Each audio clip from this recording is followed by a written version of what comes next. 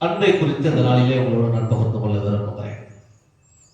1 கொரிந்தியர் புத்தகம் 13ஆம் அதிகாரத்தில் 1 முதல் கடைசி வசனங்கள் வரைக்கும் அன்பை குறித்து சொல்லப்பட்டிருக்கிறது.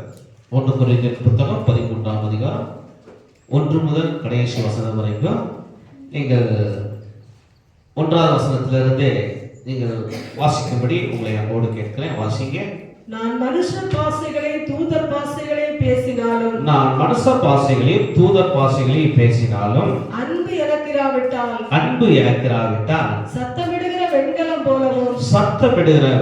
போலவும் ஓசையிடுகிற கைத்தாளம் போலவும் இருப்பேன். அன்பு எனக்குள்ளே இல்லாமல் இருக்குமானால் நான் எப்படி இருப்பேன் என்று சொன்னால், அங்கு சொல்லப்பட்டிருக்கிறது வெண்கலம் போலவும், சத்தமிடுகிற வெண்கலம் போலவும், கைத்தாளம் போலவும் இருப்பேன். எப்ப நான் மனுஷர் பாஷையை பேசுகிறவனாக இருந்தாலும், மனுஷர் பாஷைக்கு அடுத்த ஒரு பாஷை தூதர் பாஷை. தூதர்கள் பாஷைகளை நான் பேசினாலும் அன்பு எனக்கு இராவிட்டால் நான் சத்தமிடுகிற வெண்கலத்தை போலவும் கைத்தாளத்தை போலவும் இருப்பேன் என்று அவர் சொல்கிறார் பவுல் அப்போஸ்தலன். அடுத்த வசனம், 2வது வசனம். நான் தீர்க்க தரிசன வரத்தை உடையவனாய் இருந்தாலும் சகல ரகசியங்களையும் சகல அறிவையும் அறிந்தாலும் மலைகளை பெயர்க்கத்தக்கதான சகல விசுவாசம் உள்ளவனாய் இருந்தாலும் அன்பு எனக்கிராவிட்டால் நான் ஒன்றுமில்லை. நான் தீர்க்க தரிசன வரத்தை உடையவனா இருந்தாலும் சரி, சகலவற்றையும் அறியக்கூடிய அறிவுடையவனாய் இருந்தாலும் சரி, அன்பு எனக்கு இராவிட்டால் என்கிட்ட ஒன்றுமில்லை. அன்பு எனக்கு இல்லாவிட்டால் ஒன்றுமில்லை. சரியா? அடுத்த வசனம் வாசிங்க. எனக்குண்டான யாவற்றையும் நான் அன்னதானம் பண்ணினாலும், எனக்கு உண்டான எல்லாவற்றையும் நான் அன்னதானம் பண்ணினாலும், என் சரீரத்தை சுட்டரிக்கப்படுவதற்கு கொடுத்தாலும் அன்பு எனக்கு இராவிட்டால் எனக்கு பிரயோஜனம் ஒன்றுமில்லை.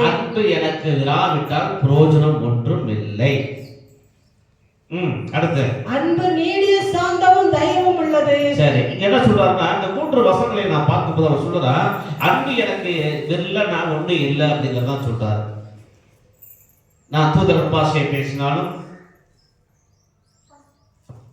சகல அறிவை உடையவனாக இருந்தாலும், தீர்க்க தரிசன வரத்தை உடையவனாக இருந்தாலும், அன்பு எனக்குள்ளே இல்லாமல் போகுமானால் என்ன இல்லையா? ஒன்றுமில்லை. என்ன இல்லை? ஒன்றுமில்லை. அப்படியானால் நமக்குள்ளே இருக்க வேண்டியது மிகவும் அவசியமானது அன்பு.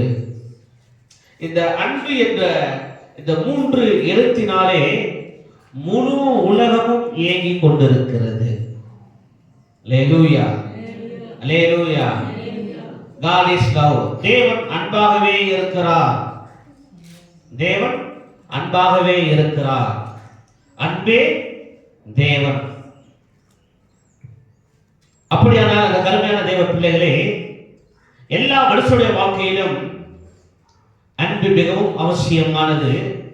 இந்த அன்பு நமக்குள்ளே இல்லை என்று சொன்னால் நம்மில் ஒன்றும் இல்லை.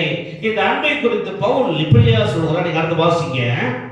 அன்பு என்ன செய்யாதுன்னு சொல்லப்பட்டது? அன்புக்கு பொறாமை இல்லை. அன்பு நீடிய சாந்தமும் தயவும் உள்ளது. அன்பு நீடிய சாந்தமும் தயவும் உள்ளது. அன்புக்கு என்ன இல்லை?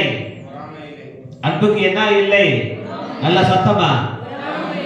அன்புக்கு என்ன இல்லை? பொறாமை இல்லை.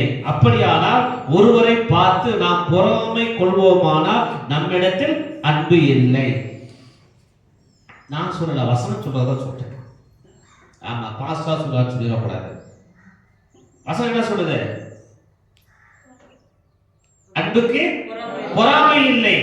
அப்படியானால் நான் ஒருவரை பார்த்து பொறாமை கொள்வேன், ஆனால் என்னிடத்தில் என்ன இல்லை? என்ன இல்லை? அன்பு இல்லை. அதுதான் உண்மை. நல்லா ஒருத்தர் நல்லா வாழ்றாங்க அப்படின்னு பார்த்து அவங்க பார்த்து சந்தோஷப்படணும். அவங்கள பார்த்து சந்தோஷப்படணும். பொறாமப்பட்ட அதெல்லாம் ஒண்ணும் ஆகாது. அன்புக்கு பொறாமை இல்லை. அன்பு தன்னை புகழாது. அது என்ன செய்யாதா? தன்னை புகழாது. நான் நான் நான் எனக்கு எனக்கு என்னுடையது இருக்காது. அன்புக்கு அன்பு என்ன செய்யாதா? தன்னை புகழாது. இருமாப்பா இராது. அது என்ன செய்யாதா? இருமாப்பா இராது. அயோக்கியமானதை செய்யாது. அடுத்து சொல்றது அது என்ன செய்யாது? அயோக்கியமானதை செய்யாது. அயோக்கியமானதை செய்யாது. தற்பொழிவை நாடாது. அது என்ன செய்யாது? எப்ப பார்த்தாலும் என்ன நீங்க பெருமையாவே பேசுங்கன்னு சொல்லிக்கிட்டு தெரியாது. 4 பேரை வச்சுக்கிட்டு அவர் நல்லவர் வல்லவர் அவர் அப்படி இப்படி பெரியவர் தாராள பிரபு தர்ம பிரபு இப்படிலாம் சொல்லாது. அன்பு தன்னை புகழாது. சினம் அடையாது. அது என்ன செய்யாதா? சினம் அடையாது, கோபப்படாது. அன்பு என்ன செய்யாதா? சினம் அடையாது, கோபப்படாது. தீங்கு நினையாது. தீங்கு நினையாது. அநியாயத்தில் சந்தோஷப்படாமல். அது அநியாயத்தில் சந்தோஷப்படாமல் சத்தியத்தில் சந்தோஷப்படும். சத்தியத்திலே சந்தோஷப்படும். அநியாயத்தில் சந்தோஷப்படுவது எப்படி? அநியாயத்தில் சந்தோஷப்படுவது எப்படி? நமக்கு எதிராக இருக்க ஒருத்தன் கீழே விழுந்து கையை கால உடிச்சா வச்சுக்க, அப்ப வார சந்தோஷம் இருக்க. ஆஹா ஆஹா, அவனுக்கு இன்னும் வேணும், அவனுக்கு என்ன வேணும், இதுக்கு மேலும் வேணும். அன்பு அநியாயத்தில் சந்தோஷப்படாது. அது என்ன செய்யும்? வருத்தப்படும். அல்லேலூயா. அடுத்து சத்தியத்தில் சந்தோஷப்படும். அது சத்தியத்தில் சந்தோஷப்படும். சகலத்தையும் தாங்கும். முக்கியமான விஷயங்கள் தான். சகலத்தையும் தாங்கும். சகலத்தையும் தாங்கும். சகலத்தையும் தாங்கும். எது? அன்பு. ஒருவருக்குள்ளே உண்மையான அன்பு இருக்குமானால் அது சகலத்தையும் தாங்கும். ஒரு சில சம்பவத்தை நான் சொல்ல விரும்புகிறேன். என்னுடைய சபையில் நான் இருக்கும் பொழுது என்னை லட்சத்துக்குள்ள நடத்தின பாஸ்டர் அங்கிருந்து டிரான்ஸ்ஃபர்ல வேற ஊருக்கு போயிட்டாரு. புதுசாக ஒரு பாஸ்டர் வந்திருந்தாரு. அவர் தான் எனக்கு ஞானஸ்தானம் கொடுத்தவர். அவர் தான் என்னை கிறிஸ்துவுக்கு அதுக்கு பிறகு வழி நடத்தி என்னை இன்னைக்கு ஊழியத்தில் நிற்க வச்சிருக்கு அவர் தான். அவர் போகிற அவசரத்தில் என்னுடைய அந்த சர்ச்சுக்கான பில்லு கட்டாம மறந்துட்டாரு, போயிட்டாரு. கவர்மெண்ட்ல இருந்து ஈபி ஆஃபீஸர் பீஸ் கரையில் உருவிட்டு போயிட்டாங்க.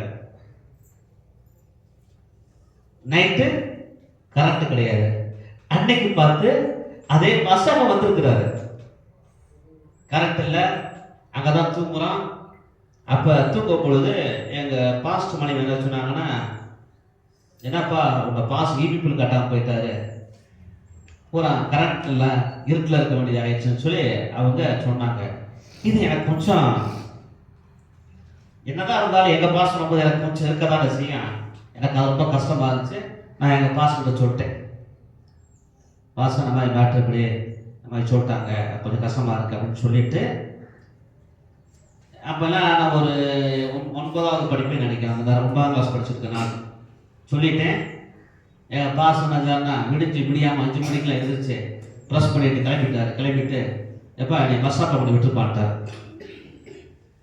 நடந்து தான் போனேன். நடந்து போய் எங்கள் பாஸை பஸ் ஏற்றியோட போய் நின்றுக்கிட்டு இருக்கேன். இவருக்கு இருப்பு கொள்ளலை. உடனே நீ போயிட்டு எங்கள் பாஸை இப்போ இருக்க பாஸை போய் கூப்பிட்டு வந்துட்டாரு. போயிட்டு பாஸ் அந்த மாதிரி பாஸ் கிளம்பிட்டாங்க, அந்த மாதிரி பஸ் ஸ்டாப் பண்ணிக்கிறேன், அவங்கள கூப்பிட்டு சொன்னாங்க. எங்கள் பாஸ் கேட்டார், ஏப்பா உன்னை நான் இப்போ உன்னை ஒரு பிள்ளைய மாதிரி வளர்த்து எல்லாம் செஞ்சேன், ஆனால் உன் மனைவி இந்த மாதிரி சொல்லியிருக்காங்க, இதை நீ கேட்டுக்கிட்டு இருக்க, இது உனக்கு நல்லாவா இருக்குன்னு சொல்லி பஸ் ஸ்டாப்பில் வச்சு எங்கள் பாஸ்ட்டை இப்போ வந்திருக்க பாஸ்ட்டை திட்டுறாரு. திட்டிட்டு பஸ் வந்து ஏறி போயிட்டாரு. இப்போ இருக்காரு எங்கள் பாஸ் ரொம்ப நல்லவர். அவர் என்ன சொன்னார்னா, பஸ் ஸ்டாப்லேயே சொன்னார், எபி இந்த விஷயம் உனக்கு எனக்குள்ள இருக்கட்டும், யார்கிட்டையும் சொல்லக்கூடாது. நான் அதை வந்து பெருசு படத்தில் நீ ஏதோ விளையாட்டு காப்பில் சொல்லிட்டேன், அது அவ்வளோ தூரம் கோபத்தை உண்டாக்கி அவர் போயிட்டாரு, அதை பற்றி கவலை இல்லை. நீ என்ன செய்யாத, யார்கிட்டையும் சொல்லக்கூடாது, குறிப்பாக அவர் மனைவிகிட்டே சொல்லக்கூடாது, அக்காட்ட கூட நீ சொல்லிடக்கூடாது அப்படின்னாரு. எனக்கு அது அப்பெல்லாம் பெருசாக தெரியல, நாட்கள் நாட பிறகுதான் தெரிஞ்சு. அன்பு சகலத்தையும் தாங்கும், அன்பு சகலத்தையும் தாங்கும். அவர் நினைச்சிருந்தா அந்த நேரமே நீ திட்டி தீர்த்திருக்கலாம், இனிமேல் வீட்டு பக்கம் வராதுன்னு சொல்லியிருக்கலாம். ஆனால் எங்கள் பாஸ் அப்படி செய்யலை. இன்ன வரைக்கும் என்னைய நேசிக்கிறார், இன்ன வரைக்கும் என்னை நேசிக்கிறார்.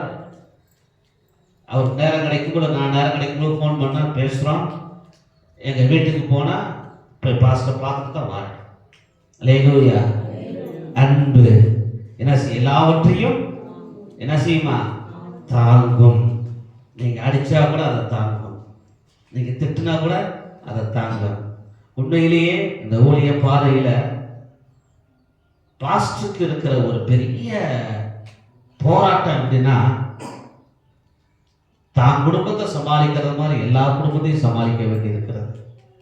அல்லேலூயா. இடையில நம்ம குரூப்ல ஒரு போஸ்ட் போட்டு எத்தனை பேர் பார்த்துருக்கீங்க தெரியாது. ஒரு மனுஷனை பலவிதமான கத்திகள் குத்துகிற மாதிரி ஒரு போஸ்ட் போட்டிருந்தேன். அது எப்படி என்று சொன்னால், விசுவாசிகள் எல்லா பேரும் நல்லவங்க தான், யாருமே கெட்டவங்க கிடையாது.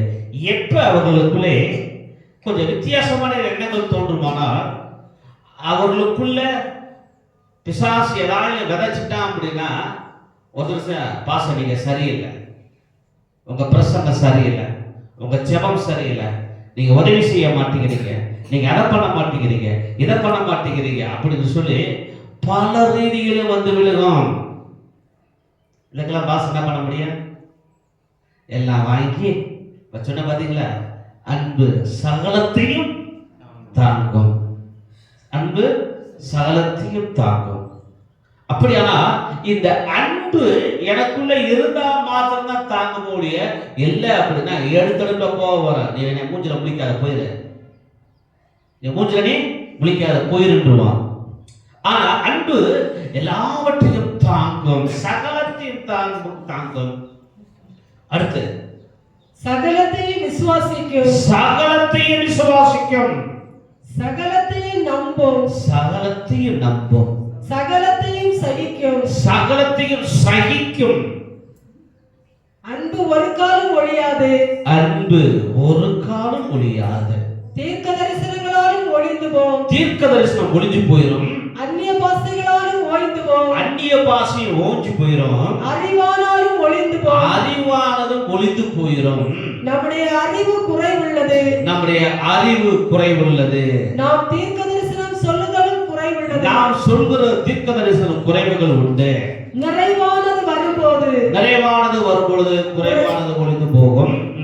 நாம் குழந்தையா இருந்தபோது, கடைசி வசனம், இப்பொழுது விசுவாசம், இப்பொழுது விசுவாசம், நம்பிக்கை, நம்பிக்கை, அன்பு, அன்பு, இம்மூன்றும் நிலைத்திருக்கிறது, இம்மூன்றும் நிலைத்திருக்கிறது, இவைகளில் அன்பே பெரியது, இவைகளில் அன்பே பெரியது. அல்லேலூயா, அல்லேலூயா. அன்பு சகலத்தையும் நம்பும், எல்லாவற்றையும் நம்பும். அன்பு என்ன செய்யும்? நம்பும். உங்க கணவன் சொல்கிறத மனைவி, மனைவி சொல்கிறது கணவனும் எப்படி நம்புறீங்க? எப்படி நம்புறீங்க? உண்மையா? ஆமா.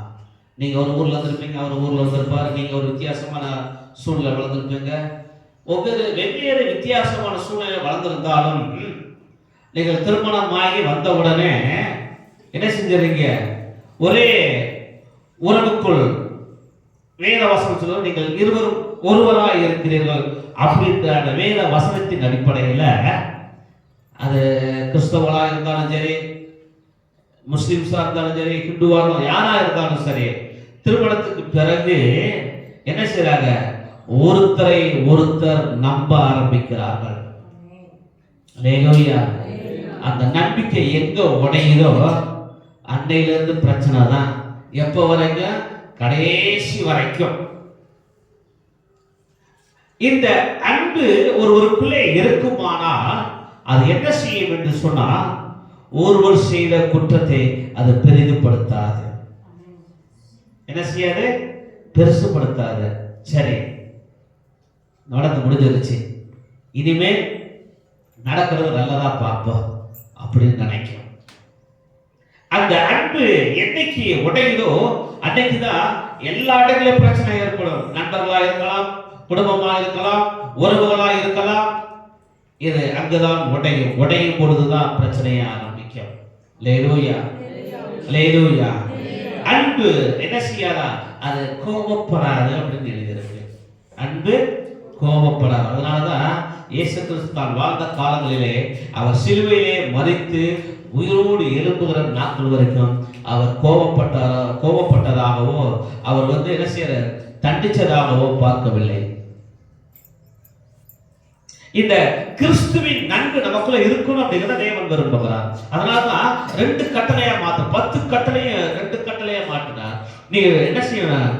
முதலாவது, தேவனாய் கர்த்தரிடத்தில் உன் முழு ஆத்துமாவோடும் உன் முழு சரீரத்தோடும் முழு பலத்தோடும் அன்பு கூர்வாயாக. 2வது கட்டளை, பிரதான கட்டளை என்ன அப்படின்னா, உன்னிடத்தில் நீ அன்பு கூறுவது போல, உன்னிடத்தில் நீ அன்பு கூறுவது போல பிறனிடத்திலும் அன்பு கூறுவாயாக. பிறனிடத்திலும் அன்பு கூறுவாயாக. உன்னிடத்தில் அன்பு கூறுகிறது போல பிறனிடத்திலும் அன்பு கூறுவாயாக. நீங்க உங்களுக்கு அன்பு கூறுறீங்களா? உங்களிடத்தில் நீங்கள் அன்பு கூறுகிறீர்களா? அன்பு கூறுகிறீர்கள். எப்படி?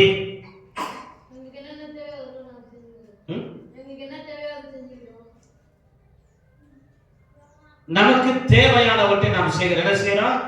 நல்ல ட்ரெஸ் பண்றோம், நம்முடைய உடம்பை சுத்தமா வச்சுக்கிறோம், நமக்கு பசி எடுக்கும் போது சாப்பிடுறோம், தாகம் எடுக்கும் போது குடிக்கிறோம். இதுதான் நம்ம இடத்துல அன்பு கூறுகிறது.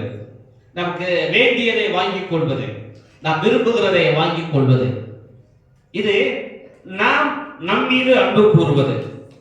நாம் நம் மீது அன்பு கூறுவது. அதனால சொல்றது, நீ உன்னிடத்தில் அன்பு கூறுவது போல பிறனிடத்திலும் அன்பு கூறுவாயாக. உனக்கு பசிக்கிறது தெரிஞ்ச உடனே சாப்பிடுற, நல்லது, தப்பு இல்லை. அதே மாதிரி பசியோடு இருக்கிற ஒரு நபரை பார்த்தால் அவனுக்கு பசி எடுக்கும், அவனுக்கு உணவு தேவை என்பதை அறிந்து அவனுக்கு ஒரு ஆகாரத்தை கொடுக்க வேண்டும் என்பதுதான். நீ உன்னிடத்தில் அன்பு கூறுவது போல பிறனிடத்திலும் அன்பு கூறுவாயாக. ஒரு சட்டை கிழிஞ்சிருச்சு, நல்ல ஒரு சட்டை வேணும்னு சொல்லி ஒரு சட்டை வாங்குறதுனால சட்டையே இல்லாம ஒரு மனுஷனை பார்த்தா அவனுக்கு ஒரு சட்டையை வாங்கி கொடுப்பது பிறனிடத்தில் அன்பு கூறுவது. இப்படிதான் அன்பு கூற வேண்டும்.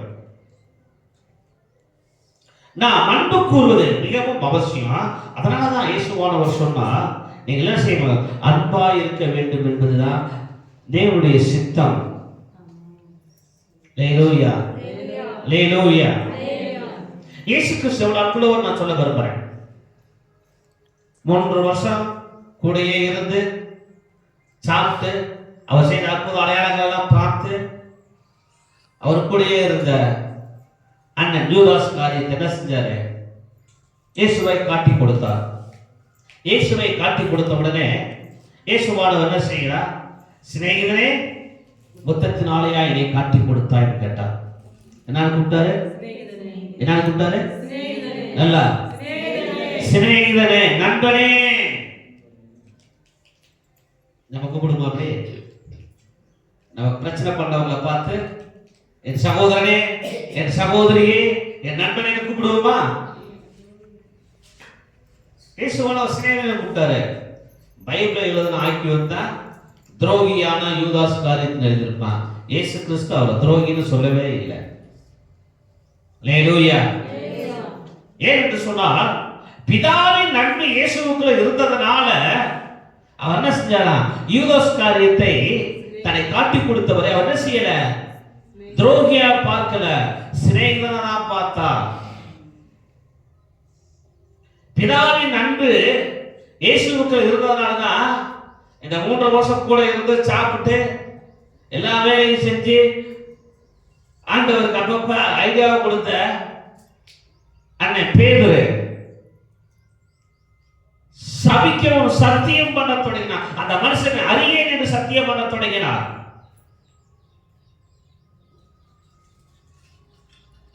காட்டி கொடுத்தவனை பார்த்து ஏன் காட்டி கொடுக்கிறது கேட்கல. நீ குணப்பட்ட பின்பு சகோதரனை குணப்படுத்த அப்படின்னார். மறுதளித்தவனையும் நேசித்தார். அல்லேலூயா. இந்த அன்பு தான் இன்னைக்கு நமக்கு தேவை. கிறிஸ்துவின் அன்பு. கிறிஸ்துவின் அன்பு இருந்தா 1 கொரிந்தியர் 13 சொல்லப்பட்ட எல்லா விஷயமும் நமக்குள்ளே காணப்படும். அல்லேலூயா. அல்லேலூயா. சில நேரங்களிலே நம்மளும் மனுஷன்தான், நமக்குள்ளும் சில விஷயங்கள் இருக்கதான் செய்யும், இல்லைன்னு சொல்லல. ஆனால் இந்த கிறிஸ்துவின் அன்பு நமக்குள்ளே இருக்குமானால் அவைகள் தானாகவே மாறிவிடும். அவைகள் தானாகவே மாறிவிடும். நமக்கு தீமை செய்வர்கள் கண்முன் நிற்பார்கள். அவங்க பார்த்து என்ன செய்யக்கூடாது, எரிச்சல் அடையக்கூடாது. அவங்களை பார்த்து எரிச்சல் அடையாமல் அவங்களை பார்த்து புன்முறுவல் செய்யுங்க. நீங்க கொடுக்கிற பெரிய தண்டனை அதுதான் அவங்களுக்கு. அல்லேலூயா. அல்லேலூயா. இந்த ஊழிய காலத்தில் வந்த பிறகு 25 ஆண்டுகளிலே அநேக ஊழியர்களால் காயப்பட்டிருக்கிறேன். அநேக ஊழியர்களால் காயப்பட்டிருக்கிறேன். அந்த காயங்கள் வலிகள்லாம் இருக்கும். சில நேரம் நான் சொன்ன மாதிரி மனசனாக இருந்தபடினால் சில நேரங்களே அவர் சபிக்க கூட செஞ்சிருக்கேன். ஆனால் நாளடைவிலே அவைகளை மாற்றுவதற்கு தேவன் உதவி செய்தார். அல்லேலூயா. அல்லேலூயா. அப்ப எனக்கு தெரிஞ்ச ஒரு விஷயம், நான் கற்றுக்கொண்ட ஒரு விஷயம் என்ன அப்படின்னா, அவளுக்கு அப்படியாப்பட்ட கிருபையை ஆண்டவர் கொடுத்திருக்கிறார். அதுக்காக கர்த்தருக்கு ஸ்தோத்திரம். அதை சகித்துக் கொள்ளக்கூடிய கிருபையை எனக்கு தாரும் ஆண்டவரே. இதுதான் நமக்கு தேவை. இதுதான் நமக்கு தேவை. சகிக்கக்கூடிய கிருபை இருந்துச்சுன்னா தச்சுருவோம், இல்லைன்னா முடியாது. சில நேரங்களிலே நாம் செய்யாத குற்றச்சாட்டுகளை நம்மை சுமத்துவார்கள். வாங்கிக்கிற வேண்டியதான், தப்பில்லை. நான் அதை விளங்கப்படும் பொழுது அது இல்லை என்று அவர்களுக்கு தெரியும் போது அப்ப அவங்களே புரிஞ்சுக்கிறவங்க. அன்பு என்ன செய்யும், எல்லாவற்றையும் நம்பும், தாங்கும், சகிக்கும். அதெல்லாம் இருந்ததுனாலதான் சிலுவையில் அறைஞ்ச போது இயேசுவானவர் சொன்னார், பிதாவே அவர்கள் செய்கிறது என்னவென்று அறியாமல் செய்கிறார்கள், இவர்களுக்கு மன்னியும் அப்படின்னார். நம்மளை ஒருத்தன் அடிச்சா நம்ம அந்த மாதிரி சொல்லுவோமா? என்னைக்கு வராது நல்ல நல்ல வார்த்தையில அடைத்தா வாயிலேயே வரும். ஆண்டவரே ஸ்தோத்திரம், நான் மன்னிச்சிருங்க ஆண்டவரே.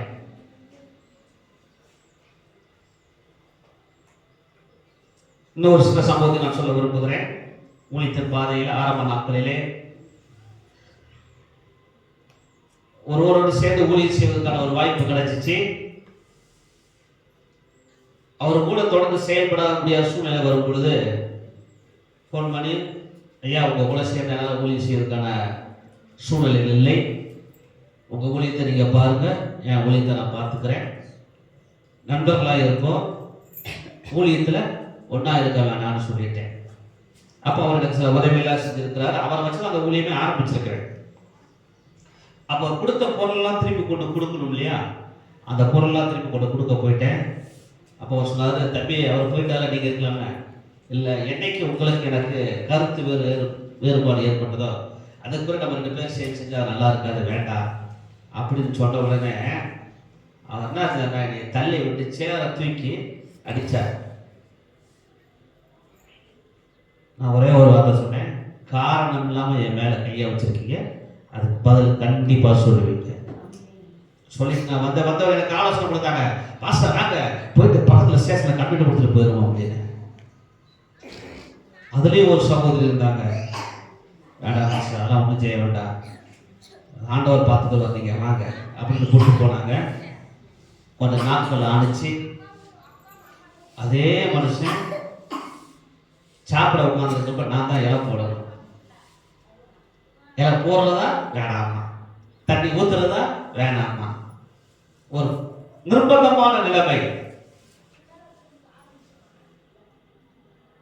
எல்லாரும் இலையை போட்டாச்சு, தண்ணி ஊற்றியாச்சு, சாப்பாடு கொடுத்தாச்சு, முடிச்சு சாப்பிட்டு போகும்போது அவங்க மனைவி வந்து என்ன பேசுனாங்க, தம்பி எதையும் மனசுல வைக்கல இல்லக்கா முடிஞ்சு அன்னைக்கெல்லாம் அன்னையோட முடிஞ்சு போச்சு, என் கூட பேச மாட்டேங்கிறீங்களே, நான் உங்ககிட்ட பேசி உங்க வீட்டுக்காரர் உங்கள்கிட்ட சண்டை போறதுக்கு நான் காரணமா இருக்கக்கூடாது, அதான் பேசலக்கா, வேற ஒன்றும் இல்லைங்க. சில நேரங்களிலே இப்படிதான் வரும், வர வழி இல்லை. அன்பு சகலத்தையும் சகிக்கும், அன்பு சகலத்தையும் சகிக்கும். சகிக்கக்கூடிய இந்த கிருபை இருந்தா மாத்திரமே நம்ம அந்த பூமியில வாழ முடியும். அல்லேலூயா, அல்லேலூயா. உங்களுக்கு விரோதமா செய்யறாங்களா, யோசிக்க வேண்டாம், சந்தோஷப்பட்டு களி கூறுங்கள், பரலோகத்தில் உங்கள் பலன் மிகுதியாக இருக்கும். வேதவசனம் அதான் சொல்லுது. உங்கள் மேல் பொய்யான காரியங்களை சொல்றாங்க, சந்தோஷப்பட்டு களி கூறுங்கள், உங்கள் பலன் பரலோகத்தில் மிகுதியா இருக்கும். நான் அடிக்கடி சொல்லுவேன், அவர் நீதியுள்ள நியாயாதிபதியாய கர்த்தர் அவர் நீதி செய்வார். அவ்வளவுதான் முடிஞ்சு. அவர் நம்ம செஞ்சா கூட தப்பா செஞ்சிருவார், ஆண்டவர் செஞ்சா சரியா செய்வார். அல்லேலூயா. அப்படியானால் இந்த அன்பை பிதாவாகிய தேவன் தமது குமாரன் மூலமா எப்படி வெளிப்படுத்தினார்? யோவான் சுவிசேஷம் 3ஆம் அதிகாரம் 16ஆவது வசனம். தேவன் தம்முடைய ஒரே பேரான குமாரனை விசுவாசிக்கிறவன் எவனோ, தேவன் தம்முடைய ஒரே பேரான குமாரனை விசுவாசிக்கிறவன் எவனோ அவன் கெட்டு போகாமல் நித்திய ஜீவனை அடையும்படிக்கு அவரை தந்தருளி இவ்வளவாய் உலகத்தில் அன்பு கூர்ந்தார். எப்படி? 2 கரங்கள் சிலுவையை நீட்டி தன்னை அறிக்கை கொடுத்து தன்னை ரத்தம் முழுவதை பூமியிலே சிந்தி தன் ஜீவனை கொடுத்து அவர் உலகத்தில் இருக்கிற ஜனங்களாகிய நம் மீது அன்பு கூர்ந்திருக்கிறார். அல்லேலூயா, அல்லேலூயா. தன் ஜீவனை கொடுத்திருக்கிறார். நாமெல்லாம் உயிரெல்லாம் கொடுக்க மாட்டோம், ஒரு கிட்னியே கொடுக்க மாட்டான், அப்புறம் எங்க உயிரை கொடுக்க? ஒரு யூனிட் ரத்தமே கொடுக்க மாட்டான், அப்புறம் எங்க நம்ம உயிரை கொடுப்போம்? ஆனா இயேசு நமக்காக எல்லாவற்றையும் கொடுத்திருக்கிறார். அல்லேலூயா. ஒருவேளை நம்ம செஞ்ச குற்றங்களை எல்லாம் பார்த்து ஆண்டவர் நம்மளை தண்டிச்சார் அப்படின்னா ஒண்ணுமே பண்ண முடியாது. ஆனா அவன் எல்லாவற்றையும் அவர் தயவாய் மன்னித்திருக்கிறார். அல்லேலூயா, அல்லேலூயா. மன்னிக்கிறதுல அவரை மாதிரி நல்ல தேவன் வேற யாருமே இல்லை.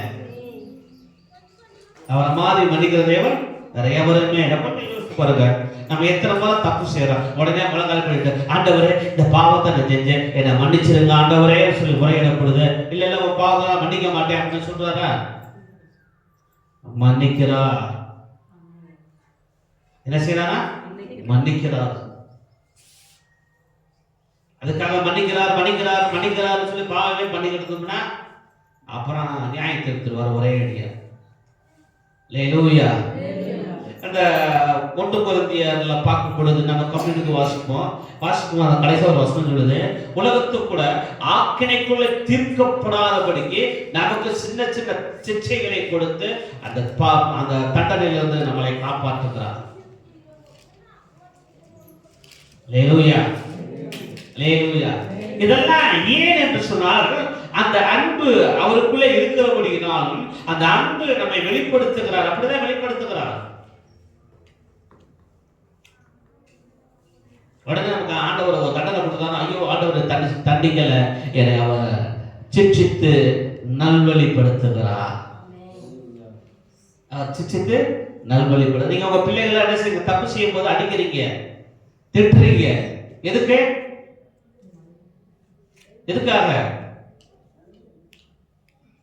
எதுக்காக உங்க பிள்ளைகளை அடிக்கிறீங்க? அவன் நல்ல பாதையில கொண்டு வர வேண்டும் என்பதற்காக. அதே தான் தேவனும் செய்கிறார். அதை தான் திருச்சபையின் ஊழியர்களும் செய்கிறார்கள். காசு ஒருத்தர் திட்டுறாரு அப்படின்னா சும்மா திட்ட மாட்டேன். என்கிட்ட திட்டு வாக்குறீர்கள் பாக்கியவான்கள். உங்க பாதையை சரிப்படுத்திக் கொள்வீர்கள், தேவனோடு இணைந்திருப்பீர்கள், நித்திய ராஜ்யத்தை சுதந்திரிப்பீர்கள். அல்லேலூயா, அல்லேலூயா. ஆமா, காரணமா யாரையும் திட்ட மாட்டேன். அவளை திட்டுறேன் அப்படின்னா அவங்களுக்கு அன்பு செலுத்துகிறோம் என்று அர்த்தம். அல்லேலூயா, அல்லேலூயா. அப்படியானால் என் கருமையான தேவ பிள்ளைகளே, இந்த அன்பு நமக்குள்ளே இருக்க வேண்டும் என்று சொல்லி தேவன் விரும்புகிறார். இப்பொழுது விசுவாசம், நம்பிக்கை, அன்பு மூன்று நிலைத்திருக்கிறது. இவைகளில் அன்பே பெரியது, இவைகளில் அன்பே பெரியது என்று ஆண்டவர் சொல்லியிருக்கிறார். இந்த அன்பு நமக்குள்ளே காணப்பட வேண்டும். இந்த அன்பு நமக்குள்ளே இருக்குமானால் ஒருவரை ஒருவர் மன்னிப்போம். ஒருவர் செய்த குற்றத்தை என்ன செய்ய மாட்டார், சுற்றி காண்பிப்பதற்கு பதிலாய் அதை மன்னித்து மறந்து விடுவோம். அல்லேலூயா, அல்லேலூயா. இந்த அன்பு நமக்கு தேவை. இந்த கிறிஸ்துவின் அன்பு நமக்குள்ளே இருக்குமானால் நாம் இந்த பூமியிலே இன்னும் நீடித்து வாழ்வதற்கு ஆண்டவர் நமக்கு அவர் உதவி செய்வார். கண்களை மூடுவோம், முழங்கால் படியிடுவோம், ஜெபம் பண்ணுவோம்.